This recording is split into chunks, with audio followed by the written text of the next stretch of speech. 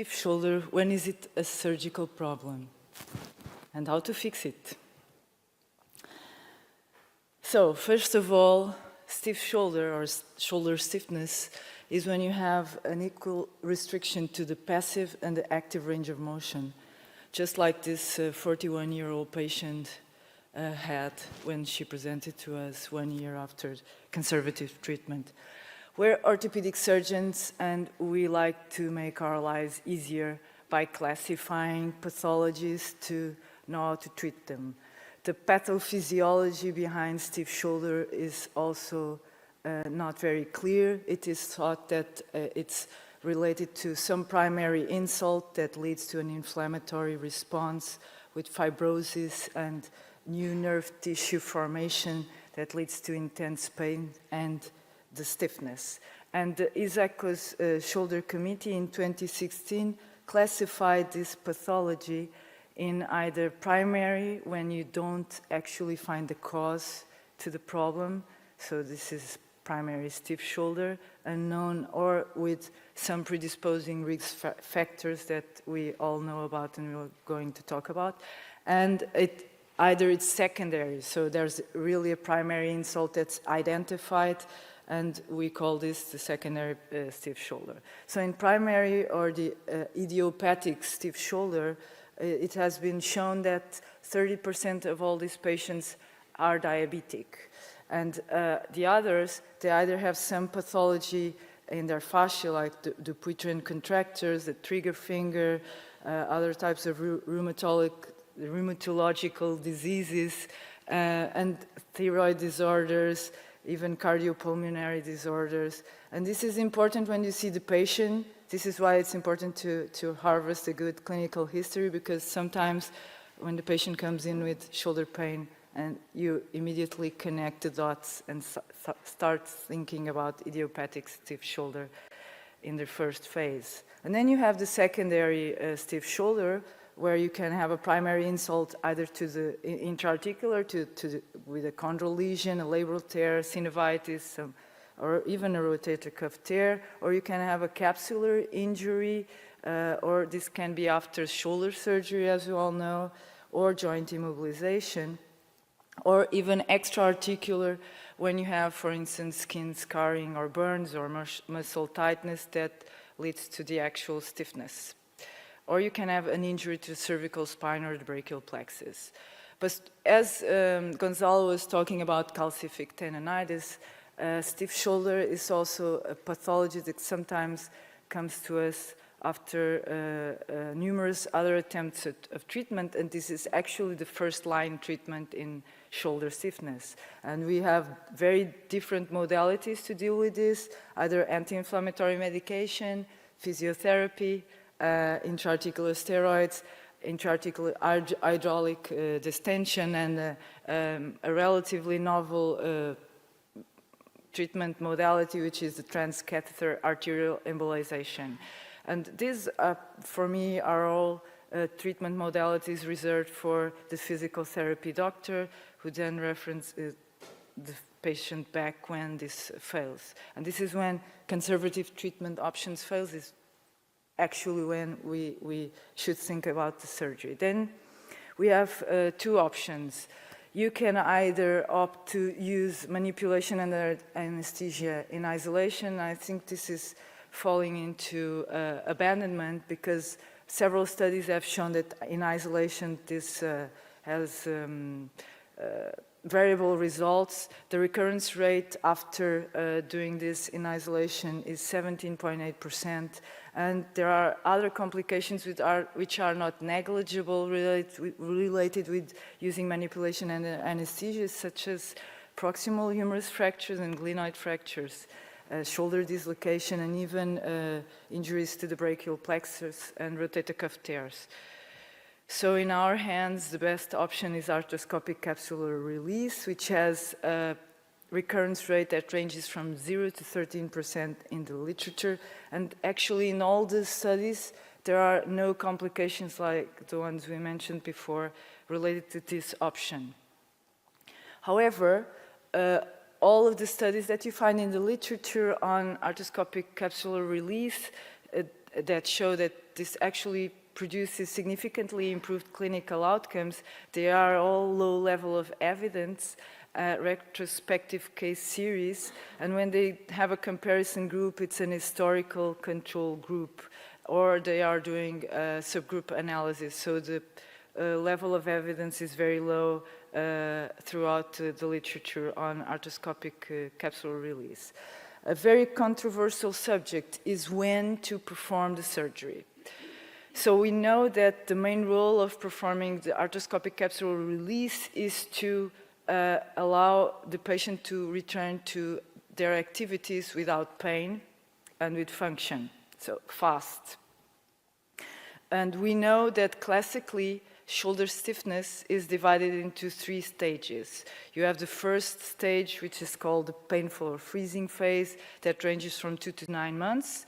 And then you have the second stage where the pain starts to decrease, but the restriction in range of motion increases severely. It's the stiffness or frozen phase, ranging from 4 to 12 months. And then from 5 to 26 months, you have the recovery or thawing phase, where the restriction of range of motion progressively decreases. But in 40% of the patients, these phases, they last more than 3 years, and this can be unacceptable. And in some other patients, the systems, they persist even after 3 years, and they never recover completely their function. So this is why we're discussing surgery with our patients. And actually, contrary to the most common belief, there are some studies showing that there is no reason to delay surgery in shoulder stiffness. This first study that I found from 2019 showed that when they compared in 189 shoulders, patients that were treated in the first phase before, so with less than 10 months of symptoms, compared with the other group that had symptoms for more than 10 months, so in the stiffness or frozen phase, they found that the patient group treated in the first phase, the painful freezing phase, they had increased improvements in internal rotation, and they improved the range of motion in the same way in forward flexion, in abduction, and in external rotation compared with the later stage group.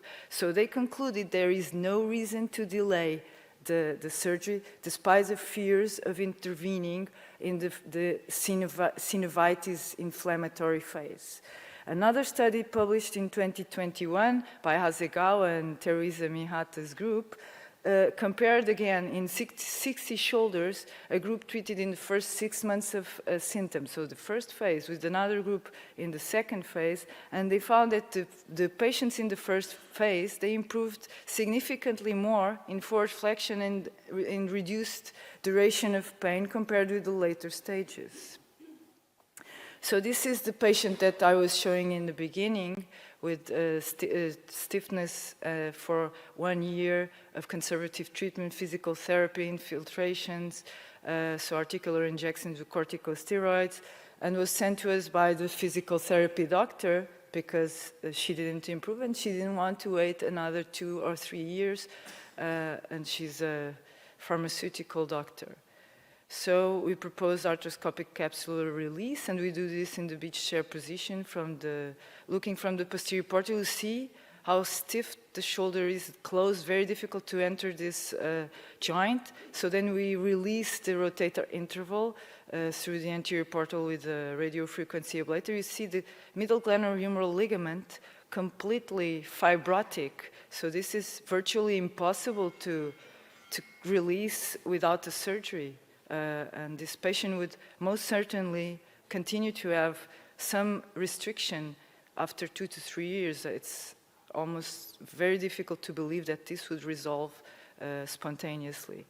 So we release the middle glenohumeral ligament, and I'm going to fast forward this because we all do this type of surgery. Maybe this is more interesting. Sometimes we also perform an accessory portal, the 7 o'clock portal, to excise the posterior inferior capsule Sometimes to make this easier, we use working cannulas, and this is what you're seeing, so that we avoid damaging the axillary nerve, entering and coming out with the instruments many times. So we excise 270 degrees of the capsule using 3 to 4 portals as needed. And here we continue to excise the anterior inferior glenohumeral ligament. So you see, this is a lot of work. And then we can go through the anterolateral portal that we perform outside in. You see how the biceps is completely adherent to the supraspinatus, to the capsule, but we leave it alone. We do no gestures on the biceps, so that the patient can start rehabilitation on day 0.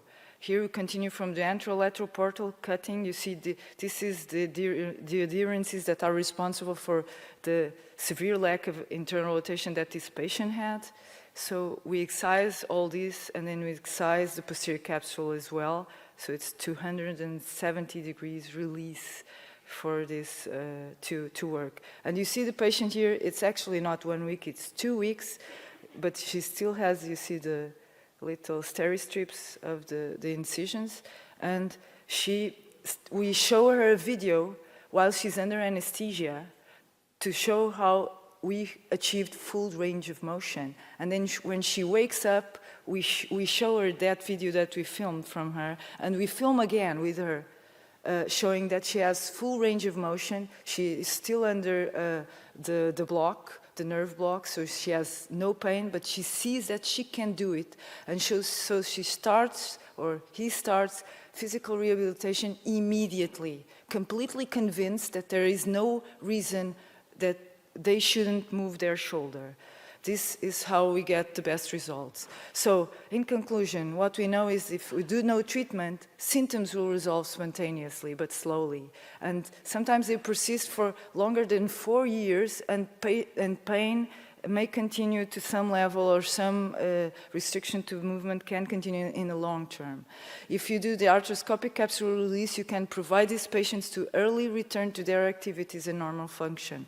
And most studies really show that the clinical outcomes improved with a minimum follow-up of 2 years. It is safe, you have no complications reported in the literature, and you have good outcomes even if you perform this in the first stages of a stiff shoulder. It can be performed using 3 portals, but you can use an additional 7 o'clock portal, as I showed you, to release the posterior inferior capsule from posterior to anterior. And I strongly suggest you record this video. I've seen this makes a difference to my patients. When they see this, they believe this, and they recover fully. If they don't see this, if they have pain, they fight it, and then they don't recover. So we're invited to our course, again, in 28th September in Lisbon. Thank you.